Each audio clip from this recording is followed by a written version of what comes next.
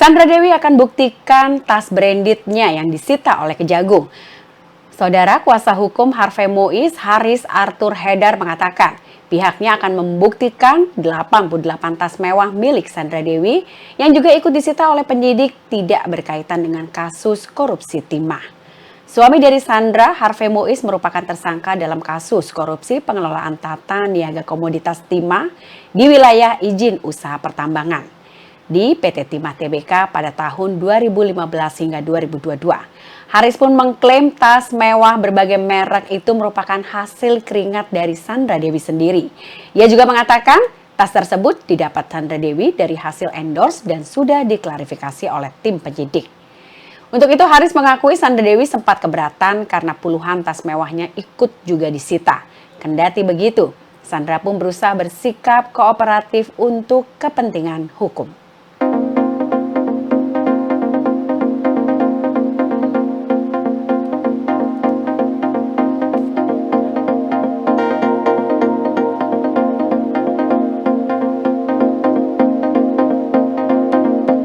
Koalisi Indonesia Maju tidak takut menghadapi Anies Baswedan pada Pilkada DKI Jakarta.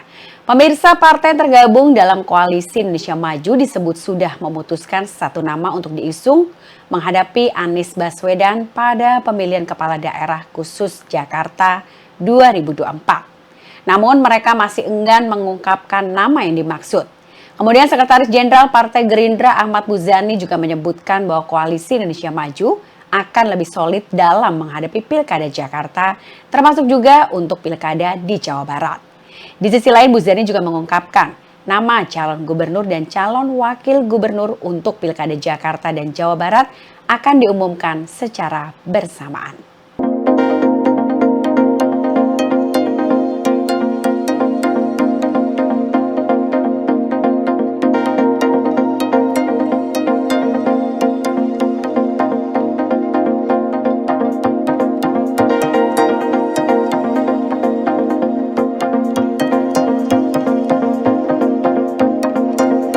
70 orang warga Palestina tewas usai Israel perintahkan evakuasi.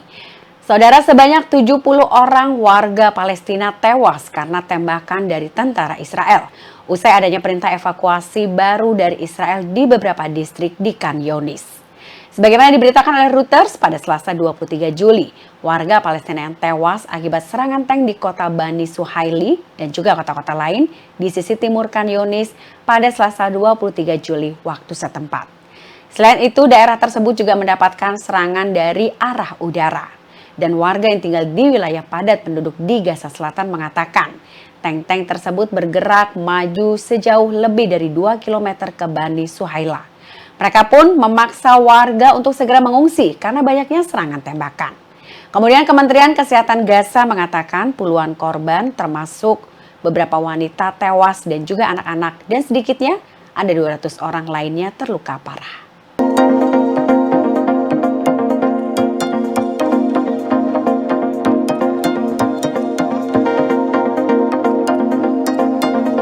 Hari Anak Nasional, Gibran Rakabuming Raka meninjau uji coba makan bergizi gratis.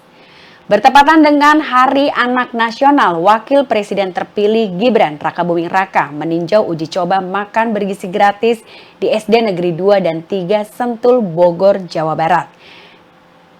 Lokasi tersebut tepatnya ada di Kecamatan Babakan Madang, Kabupaten Bogor, Jawa Barat pada hari Selasa 23 Juli. Dengan bangga, Gibran pun mengatakan seporsi makan siang tersaji untuk anak-anak pada hari tersebut dihargai dengan harga Rp14.900. Gibran mengatakan hal tersebut sekaligus juga untuk membantah bahwa anggaran makan bergizi gratis dipotong menjadi Rp7.500 per porsinya. Dan ia juga mengatakan tidak boleh pelit untuk anak-anak.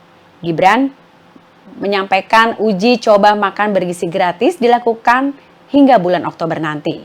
Ia pun mengatakan akan menerima setiap masukan terkait dengan uji coba program yang dicetuskan oleh Presiden terpilih Prabowo Subianto tersebut.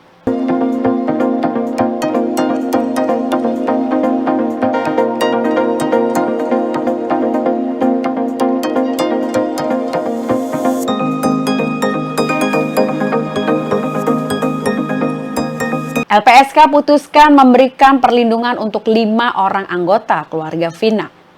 Saudara, Lembaga Perlindungan Saksi dan Korban atau LPSK mengabulkan permohonan perlindungan terhadap mantan terpidana kasus pembunuhan Vina dan Eki di Cirebon, Saka Tatal. Selain itu, LPSK juga memutuskan untuk memberikan perlindungan kepada 5 orang anggota keluarga Vina, yakni VO, MR, SA, SK, dan juga SL.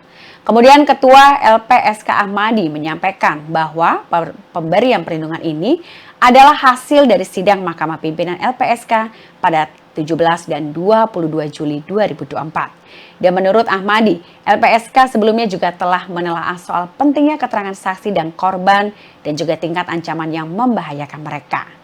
Kemudian tim LPSK mengkaji hasil analisis tim medis serta psikologis dan menelusuri rekam jejak tindak yang pernah dilakukan oleh para saksi dan juga korban. Menurut Ahmadi, di luar ke-6 orang tersebut yang mendapatkan perlindungan, LPSK pun memutuskan untuk menolak perlindungan dari 9 orang lainnya dalam kasus ini. Menurutnya, LPSK menolak memberikan perlindungan karena para pemohon tidak konsisten dalam memberikan keterangannya. Hingga LPSK juga menilai ketujuh pemohonan tersebut memiliki kecenderungan menutupi segala informasi yang berkaitan dengan peristiwa pembunuhan Vina dan Eki pada tahun 2016 silam.